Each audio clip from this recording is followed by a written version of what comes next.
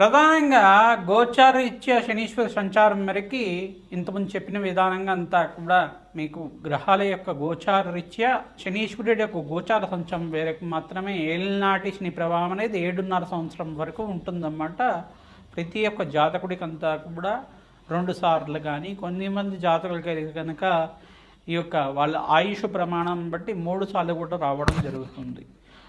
ప్రధానంగా చూసుకుంటే జాతకమే ప్రధానమైన జాతకంగా ఉంటుంది. జన్మ జాతకం పుట్టిన సమయాన్ని బట్టి పుట్టిన లగ్నాన్ని బట్టి జాతకం అనేది ఆధారపడి ఉంటుంది. గోచారరీత్యా అంతా కూడా శనీశ్వర సంచారం అంతా కూడా చూసుకుంటే ప్రస్తుతానికంతా కూడా ఈ యొక్క మీనరాశిలో శనీశ్వర సంచారం అంతా కూడా జరుగుతుంది. ప్రధానంగా ఏలినాటి శని ప్రభావం అంతా కూడా చూసుకుంటే ఈ యొక్క మేషాది ద్వాదశ రాశుల వాళ్ళకి ప్రధానంగా మేషరాశి జాతకులకి ఏలినాటి శని ప్రభావం అనేది ఉన్నది. అంటే ప్రథమ దశలో ఉగాది నుంచి ప్రారంభమైంది. ఈ యొక్క ప్రథమ దశలో ఇప్పుడే ప్రారంభమైంది కాబట్టి వాళ్ళకి ఏలినాటి శని ప్రభావం 7.5 సంవత్సరాల వరకు ఉంటుంది. మళ్ళీ ఇక్కడ చూసుకుంటే శనీశ్వరుడు అంతా కూడా మీనరాశి వాళ్ళకంతా కూడా 2వ స్థానంలో ప్రధానంగా చూసుకుంటే వాళ్ళకి మేషరాశిలో అంటే మేషరాశి నుంచి వాళ్ళకంతా కూడా చూసుకుంటే వ్యయస్థానం అవుతుంది. శనీశ్వరుడు అంతా కూడా మీనరాశి ఈ యొక్క ప్రథమ దశలో అంతా కూడా మేషరాశి వాళ్ళు ఉంటారు. మీనరాశి వాళ్ళు చూసుకుంటే జన్మస్థ శని దోషం అని చెప్పేసి అంటారు. దీన్నంతా కూడా 2వ దశలో మీనరాశి వాళ్ళు ఉంటారు. తద్వారా మీకంతా కూడా చూసుకుంటే ఏలినాటి శని ప్రభావం అంతా కూడా కొంచెం ప్రబలంగా ఉండడానికి ఆస్కారం ఉంటుంది. ఎటువంటి భయాలు అంతా కూడా పెట్టుకోవాల్సిన అవసరం లేదు. శనీశ్వరుడు అంతా కూడా ప్రశాంతమైన చిత్తంతో భగవంతుడు ఆరాధన చేసిన వాళ్ళకి, శ్రీరాముడి ఆరాధన చేసిన వాళ్ళకి ప్రధానంగా శ్రీరామచంద్రస్వామి యొక్క నామస్మరణం మాత్రం చేతిని శ్రీరామ జయ రామ జయ జయ రామ రామ అనే నామాన్ని అంతా కూడా స్మరించడం మాత్రం చేతిని సకల గ్రహదోషాలు నివారణ అవుతాయి, పటాపంచలు అవుతాయి. ప్రధానంగా కోటి యజ్ఞాల ఫలితాలు ప్రధానంగా అగ్నిష్టమ వాజపన శాంతపన బ్రహ్మయజ్ఞాతి శతశస్త్రాశ్వమేధ యాగాదులు కోటి యజ్ఞాల ఫలితం అంతా కూడా భగవంతుడి నామస్మరణ మాత్రం చేతనే వస్తూ ఉంటాయి. మీరు ప్రధానంగా చూసుకుంటే మనోవాంఛలంతా కూడా తీరాలి. ప్రధానంగా ధార్మికమైన జీవితం జీవిస్తూ ప్రతినిత్యం కూడా భగవంతుడు ఆరాధన చేస్తే శనీశ్వర దోషం అంతా కూడా ఎటువంటి ప్రభావం లేకుండా ఉంటుంది. ధార్మికమైన జీవితం జీవించాలి. ధర్మపదంగా జీవించడానికి ప్రయత్నం చేయాలి. ప్రతి విషయంలో కూడా ధర్మపదంగా జీవితాన్ని నడవడిక అనేది ఉంటే కనుక అమ్మవారి అనుగ్రహం వల్ల మీకు అంతా కూడా మంచి జరగడానికి ఆస్కారం ఉంటుంది. సకల గ్రహదోష నివారణకంతా కూడా మీకు పరిష్కారం చెప్పడం జరుగుతుంది. ప్రధానంగా ఈ యొక్క మీనరాశి వాళ్ళకి 2వ దశలో ఉంటుంది. కుంభరాశి వాళ్ళకంతా కూడా 3వ దశలో ఏలినాటి శని ప్రభావం అనేది ఉంటుంది. ఈ గ్రహదోషాలంతా కూడా నివారణ అవ్వాలి అంటే కనుక ప్రధానంగా కాలభైరవ స్వామి ఆరాధన విశేషంగా చేసుకుంటూ ఉండాలి. ప్రతినిత్యం కూడా ప్రతి మాసంలో మీరు పౌర్ణమి లేదు అమావాస్య వేళల్లో కానీ మరి అష్టమి నవి తిథుల్లో కానీ ప్రధానంగా శనివారం వేళల్లో కానీ రావి చెట్టు వేప చెట్టు ఉన్న ప్రాంతం దగ్గర ఈ యొక్క నువ్వులతో దీపారాధన చేసి అక్కడ పిప్పలాద ఋషి ప్రోక్త శని స్తోత్రం అనే స్తోత్రం ఉంటుంది. ఆ స్తోత్రాన్ని అంతా కూడా ప్రతినిత్యం కూడా పఠనం చేసుకోవడం, పిప్పలాద ఋషి యొక్క నామస్మరణ మాత్రం చేతిని ఏలినాటి శని ప్రభావం అంతా కూడా నివారణ అవుతుందని చెప్పేసి వరమిచ్చారన్నమాట. ఈ యొక్క తద్వారా పిప్పలాద ఋషి యొక్క చరిత్రనంతా కూడా పారాయణం చేసుకోవడం, వెంకటేశ్వర స్వామి వారికి ఆరాధనతో మీరు పిండి దీపారాధన అంతా కూడా ఆచారం మేరకి మీకు అదంతా కూడా ఇంట్లో పిండి దీపారాధనంతో చేసి వెంకటేశ్వర స్వామి వారి యొక్క నామస్మరణ చేసుకోవడం, గోవిందనామాలు కానీ అష్టోత్తరనామాలు కానీ తులసిమాల సమర్పించి అంతా కూడా తులసితోటి అష్టోత్తరనామాలంతా కూడా ఆచరించడం వల్ల ఏలినాటి శని ప్రభావం పోతుంది. తద్వారా మీకు అంతా కూడా ఆనందమైన జీవితం జీవించడానికి అష్టైశ్వర్య ప్రాప్తి కలగడానికి ఆస్కారం ఉంటుంది. కర్మఫలదాత శని అంతా కూడా ప్రధానంగా చూసుకుంటే శనిశ్చరాయ నమః నిదానంగా నరిచేవారు అని చెప్పేసి మందగమనుడు అని చెప్పేసి చెప్తారు. ఛాయా మార్తాండ సంబుద్ధుడిగా చెప్పడం జరుగుతుంది. న్యాయ నిర్ణేతగా న్యాయ ఫలదాతగా కర్మ ఫలితాన్ని అనుభవించే విధంగా చేయడం జరుగుతుంది. శనీశ్వరుడు అంతా కూడా ప్రధానంగా చూసుకుంటే ధర్మపదంగా జీవితం జీవించే వాళ్ళకి ఎటువంటి దోషాలంతా కూడా లేకుండా చేస్తారు.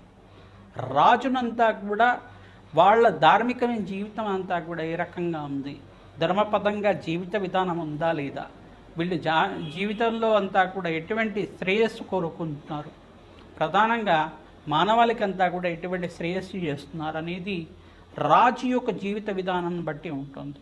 ఈ యొక్క రాజునంతా కూడా పరీక్ష పెడుతుంటారు. తద్వారా మీకంతా కూడా మానవాళికి శ్రేయస్సు ఏ రకంగా జరుగుతూ ఉంటుంది.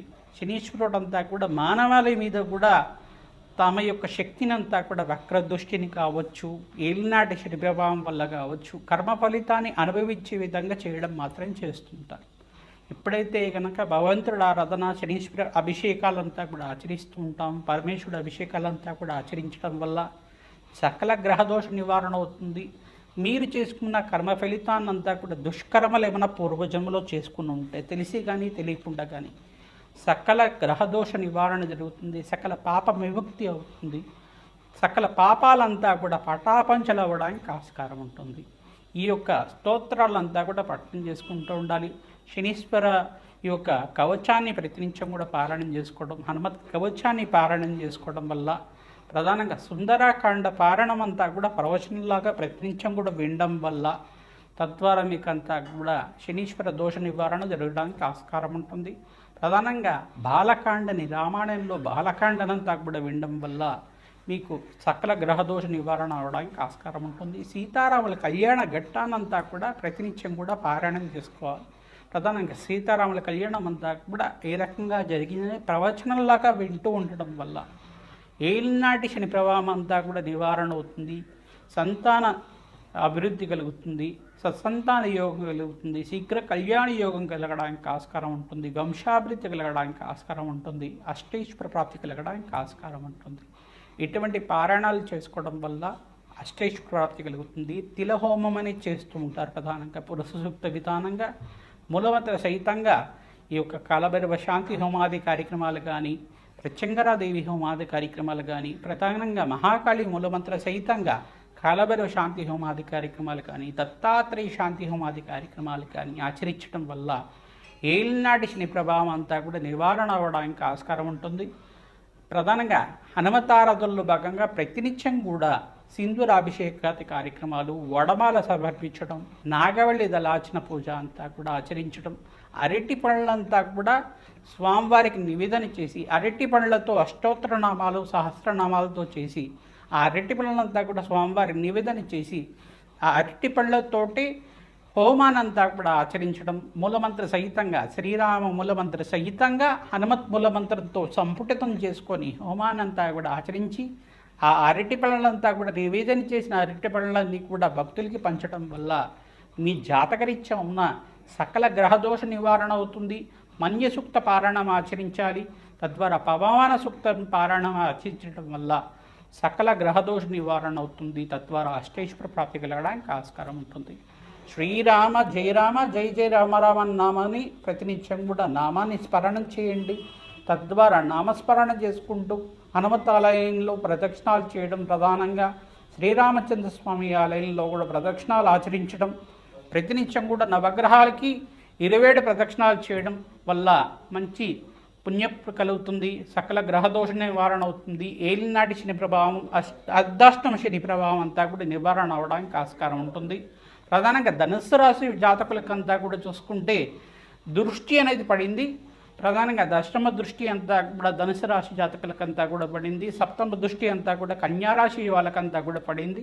ఈ గ్రహదోషాల నివారణ అంతా కూడా కలగడానికి మీకు అంతా కూడా గ్రహదేవతల అనుగ్రహం కావాలి. ప్రధానంగా శనీశ్వరుడంతా కూడా మీకు అనుగ్రహించడానికి ప్రతినిత్యం కూడా శనీశ్వరుడికంతా కూడా ప్రీతికరంగా శనీశ్వరుడికి ఈ యొక్క తైలాభిషేకము, తిలదానం చేయించుకోవడం వల్ల శుభమైన ఫలితాలు పొందడానికి ఆస్కారం ఉంటుంది. తద్వారా మీకు కర్మ ఫలితాన్ని నుంచి బయటపడి అదృష్ట యోగం కలిసి రావడానికి శనీశ్వరుడు అనుగ్రహం, ఆశీర్వాదం వల్ల మంచి ఫలితాలు పొందడానికి ఆస్కారం ఉంటుంది.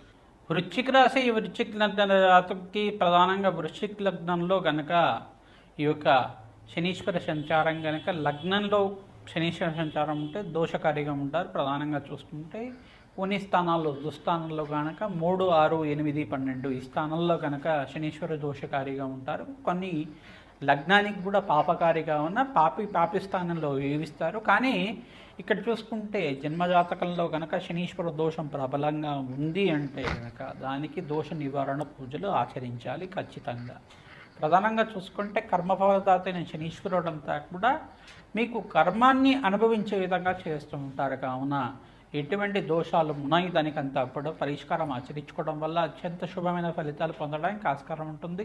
ప్రధానంగా శనీశ్వర గ్రహానికి ప్రీతికరంగా తైలాభిషేకము, తిలదానాలు ఆచరించడం, కూష్మాండ దానం చేయడం, ప్రధానంగా కాలభైరవ స్వామి వారికి అభిషేకాలు, హోమాది కార్యక్రమాలు ఆచరించడం, ప్రధానంగా చూసుకుంటే బగలాముఖి శాంతి హోమాది కార్యక్రమాలు ఆచరించడం వల్ల శత్రుబాధలు, శత్రుపీడలంతా కూడా నివారణ అవడానికి ఆస్కారం ఉంటుంది. శత్రు భయాల నుంచి అంతా కూడా విమోచన కలగడానికి ఆస్కారం ఉంటుంది. ఎటువంటి గ్రహదోషాలు ఉన్నా కానీ దానికి మంత్రశాస్త్రం ప్రకారంగా, వైదిక శాస్త్రం ప్రకారంగా పూజలంతా కూడా ఆచరించడం వల్ల అత్యంత శుభమైన ఫలితాలు పొందడానికి ఆస్కారం ఉంటుంది. అష్టైశ్వర్య ప్రాప్తి కలగాలన్నా, ధనధాన్యాది సమృద్ధి కలగాలన్నా, ధనాకర్షణ పెరగాలన్నా, జన ఆకర్షణ పెరగాలన్నా శనీశ్వరుడు అనుగ్రహం ఖచ్చితంగా కావాల్సి ఉంటుంది. ప్రధానంగా శనీశ్వరుడు అంతా కూడా కర్మఫలదాతను ఇచ్చే దేవత కావన్న శని భగవానుడికి ప్రీతికరంగా శనీశ్వర కవచాన్ని పారాయణం చేయించడం, ప్రధానంగా హనుమత్ కవచాన్ని, మన్యసూక్త పారాయణము, తర్వాత ప్రధానంగా చూసుకుంటే ఈ యొక్క సింధూరాభిషేకాది కార్యక్రమాలు, తమలపాకు పూజ, నాగవల్లి దళాచిన పూజ అంతా కూడా సహస్రనామాలతోటి హనుమత్ మూలమంత్ర సహితంగా సంపుటితం చేసుకుని సహస్రనామాలతోటి చేయించాలి. తద్వారా ఆంజనేయ స్వామి వారి ప్రీతికరంగా హనుమాన్ చాలీస పారాయణం అంతా కూడా ఆచరించడం, ప్రధానంగా బాలకాండ, సుందరకాండ పారాయణం అంతా కూడా ఆచరించడం వల్ల మీకు జాతకరీత్యా ఉన్న శనిగ్రహ దోష ప్రభావం అంతా కూడా తగ్గి సకల గ్రహ దోష నివారణ అవ్వడానికి ఆస్కారం ఉంటుంది. మీకు అనుకున్న పనులంతా కూడా కార్యసిద్ధి కలగడానికి, ఆ కార్యసిద్ధి ఆంజనేయ స్వామి వారి అనుగ్రహం వల్ల కార్యసిద్ధి, కార్యజయం కలగడానికి ఆస్కారం ఉంటుంది. ప్రధానంగా దత్తాత్రేయ ఆరాధన అత్యంత శుభమైన ఫలితాలు పొందడానికి ఆస్కారం ఉంటుంది. శ్రీమాత్రే నమః. ద్రాం దత్తాత్రేయాయ నమః.